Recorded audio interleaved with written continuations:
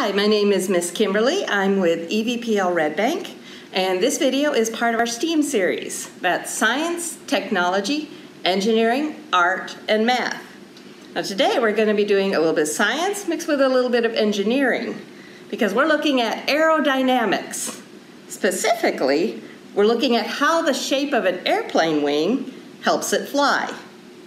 Now this experiment is in two parts. For the first part, all you need is a small funnel and a ping pong ball.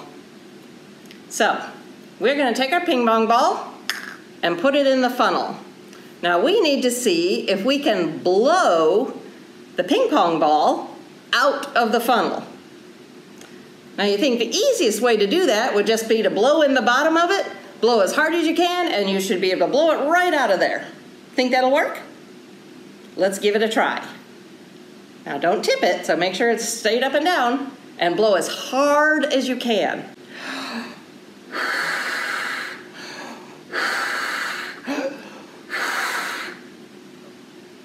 Nope, still in there. So blowing from the bottom didn't work. It seems like it should, but it doesn't. How about if we blew on it from the top? Do you think that would work? How about we're going to do this, we're going to blow across the top. We're not going to blow right down into it. Just blow right across the top of it. Ready? Now blow as hard as you can.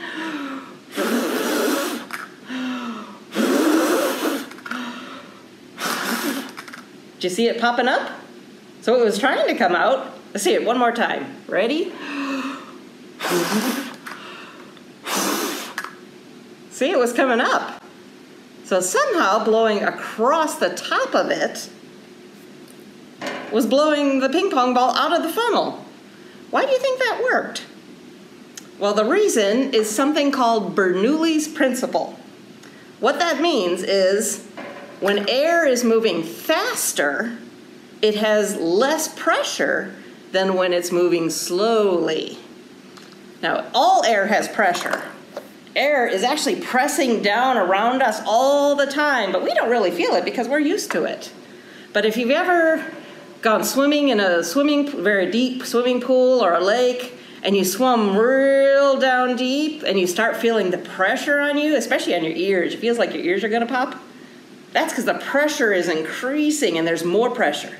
But right here, we're at 1 atmosphere of pressure, so you really don't feel it. But according to Bernoullis' principle, if the air moves faster, it'll actually have less pressure. So when we were blowing on the bottom of this, we were making the air on the bottom of the ping pong ball have less pressure because it was moving faster. So if it has less pressure, it's not pushing as hard on the ping pong ball. So if the pressure is less on the bottom, but it's still more on top, is it going to be pushing harder on the top or the bottom?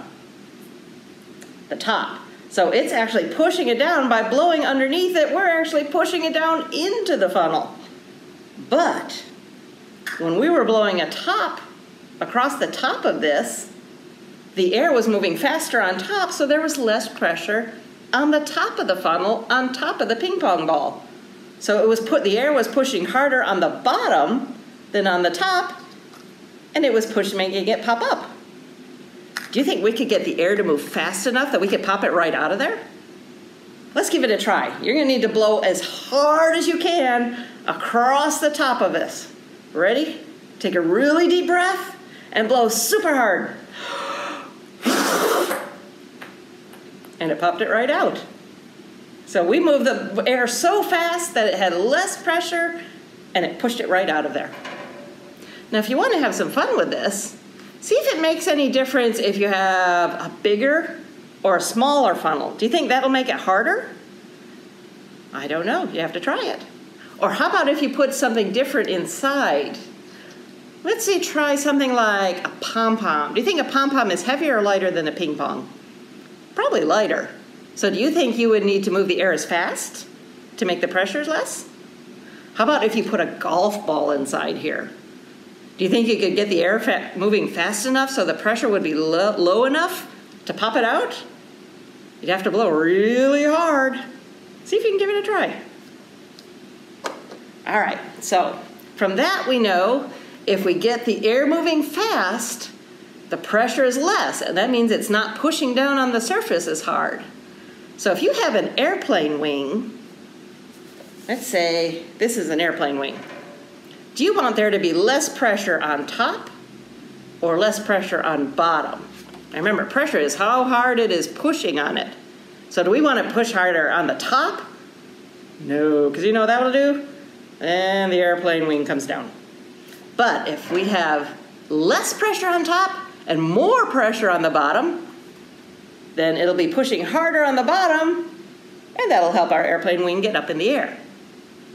So what we need to do is figure out how to make the air on top of the wing move faster than the air under the wing. So that's what our second experiment is going to be. So for this, you need a strip of heavy paper like cardstock paper because it needs to be nice and sturdy. You can also use construction paper for this. You need some tape or glue. You need a straw, or if you have a small wooden dowel rod, that will also work. They need to be about the same size. And you need something a little bit bigger than the straw or the rod to poke a hole through. So I got this pen. You can see it's a little bit wider than the straw, so that should work because we need the hole to be a little bigger than this. And last, you need a nice strong fan. You need one that'll blow nice and hard because we got to get the air moving really fast. All right? So, right now, does this look like an airplane wing? No. Have you ever ridden on an airplane and looked out the window? You see the wing out there? If you actually look at it, an airplane wing is not flat because we need the air on the top to move faster. Now the way to do that is to actually shape it. So what we're gonna give our airplane wing a little bit of shape. So first take your strip of paper. Now this is about 8 inches long and maybe 3 inches wide. You don't want it to be too much bigger than that. So we're gonna take it and fold it in half. Make a nice little crease at the top. So, does that look like an airplane wing? Not on any airplane I've ever been on. So, on the top of this, we need to make a little tab. So we're gonna fold over the end of it about 1/4 of an inch, no more than that. See, just a little bit.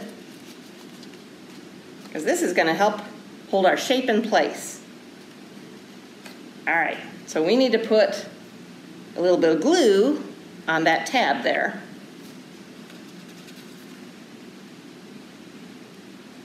And then what you're gonna do, you bring it over, don't press it down yet, because we're gonna push that up a little bit so we've got a nice hump on top. See how we use that tab to push it down a little bit? Maybe about 1 inch, a little more than 1/2 an inch, 3/4 of an inch, about that, no more than that. Just enough to make the top of it curve. And then when we glue it down, that'll help hold that curve. So that actually looks a little closer to what an airplane wing looks like. It's flat on the bottom, but it actually has a curve on the top. And that curve will help the air move faster than it will on the bottom. So, to show this, we need to poke a hole right through the middle of the top and bottom. So about right in the middle of it, see where the dot is? We're gonna poke a hole right through, and then we're gonna continue through and poke a hole right through the bottom too, so it'll go all the way through, like that. All right? So use whatever you're using to poke the hole, push it through nice and hard, and it'll go through right the bottom. We wanna make sure it goes pretty straight up and down, so that's why we're just poking straight through both top and bottom. See, there you go. So we've got our holes. Wiggle a little bit to make sure the holes are really set. Now test it, you gotta make sure that you can fit your straw or your rod all the way through and it doesn't get hung up on it. See how it moves? If it starts moving a little bit, you might need to open your hole a little bit more because you don't want it to get stuck.